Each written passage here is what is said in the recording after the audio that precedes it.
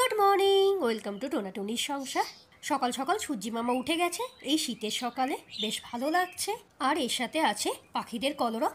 তো চলো এবার রান্নাঘরে যাই, কারণ সকাল মানেই শুরু হয় আমার রান্নাঘর দিয়ে। আজ সকালে ব্রেকফাস্টে বানিয়েছিলাম পরোটা আর পাঁচমিশালি ডাল, সাথে ছিল টুটি ফুটি দিয়ে ভ্যানিলা কেক। তাহলে চলো সকালের খাবারটা বড়মশাইকে খেতে দিয়ে দিই। তো এখন সকাল 9টা বাজে, ব্রেকফাস্ট কমপ্লিট হয়ে গেছে। বিধানে নাইট ডিউটি চলছে, শুয়েও পড়েছে। তো চলো আমি এখন কিচেনটা গোছাবো, কারণ কিচেনটা পুরো অগোছালো হয়ে আছে।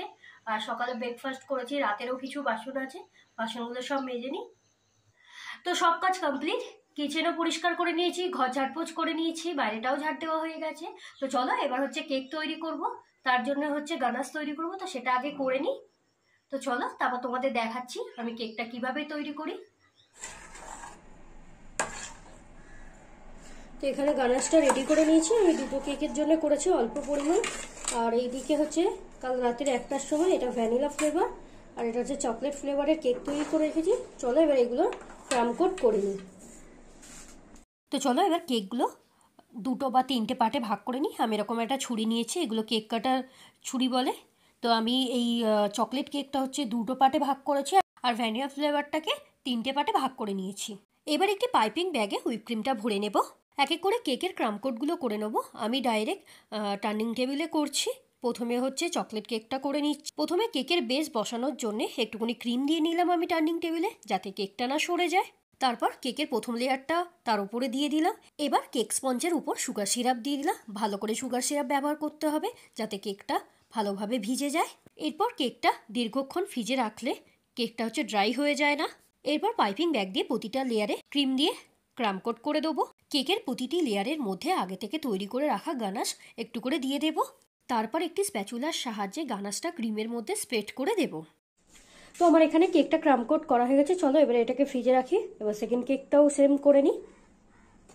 আমি এখানে কেকের ওপরটা গানাশ দিয়ে পুরো কভার করেছি। একটি স্প্যাচুলার সাহায্যে ঘুরিয়ে ঘুরিয়ে একটা ডিজাইন করে দিলাম।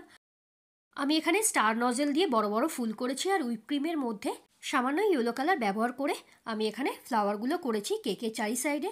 আর কেকের মিডিলে আমি স্প্রিঙ্কেল ব্যবহার করেছি। আমি একই ডিজাইন রেখেছি দুটো কেকের, খালি কালারটা একটু আলাদা করে দিয়েছি। তো কেক দুটো কমপ্লিট হয়ে গেছে, এখন প্রায় 1টা বাজতে যায়, এখন আমার চান হয়নি। তো আগে ঝটপট করে চান করি। তার আগে দেখো এই জিনিসপত্রগুলো সব পরিষ্কার করি, এক হাঁটু হয়ে আছে। তো চলো চান টান করে বেরোনোর সময় তোমাদের সাথে দেখা হচ্ছে। টাটা। তো রেডি হয়ে গেছি, আর এই দুপুরবেলা আমাকে এই গরম মোটা জ্যাকেটটা পরতে হলো, কারণ আসার সময় ঠান্ডা লাগবে। তো চলো এবার বেরিয়ে যাই, দেখা হচ্ছে পরে। কেক হাতে নিয়ে এখন যাচ্ছি নেমন্তন্ন বাড়ি। কিছুটা হেঁটে যেতে হবে, কারণ এখানে অটো ফটো কিছু পাবো না, টোটোও হবে এই রাস্তায় নেই। তো চলো 10-15 মিনিট হাঁটার আছে, তারপর পৌঁছে তোমাদের সাথে আবার কথা বলবো। তো আমি বার্থডে বাড়ি পৌঁছে গেছি। আমার এই হচ্ছে বার্থডে গার্ল, আমার এর সাথে ট্রেনে আলাপ হয়েছে। আর এই পুচকুটাকে দেখছো, এই হচ্ছে সব কেক খাবে। তো ও নিজেই কেক কাটছে, দেখুন আমাকে ওটা দাও ওটা দাও করছে। তো বেশ মজাই হচ্ছিল বার্থডে বাড়িতে। এখন 6:30 বাজে, তো আমি নেমন্তন্ন বাড়ি থেকে চলে এসেছি। গিয়ে আর কেক কাটার পর আর সেরকম কোনো ভিডিও করিনি।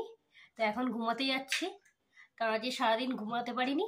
তো চলো এখন আমি একটু ঘুমিয়ে নিই, তারপর আবার তোমাদের সাথে দেখা হচ্ছে। টাটা।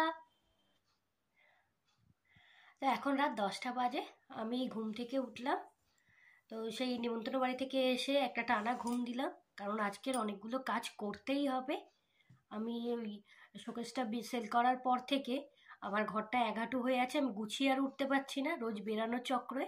তো কালকেরও বেরোনো আছে, কিন্তু আজকের হয়েছে আমি যে জামাটা পরে গেছিলাম, ওগুলো হচ্ছে আমি একটা চাদরে সব আমার জামা কাপড় বেঁধে রেখেছিলাম, কিন্তু ওটা বার করার চক্করে মানে পাচ্ছিলাম না মেনলি।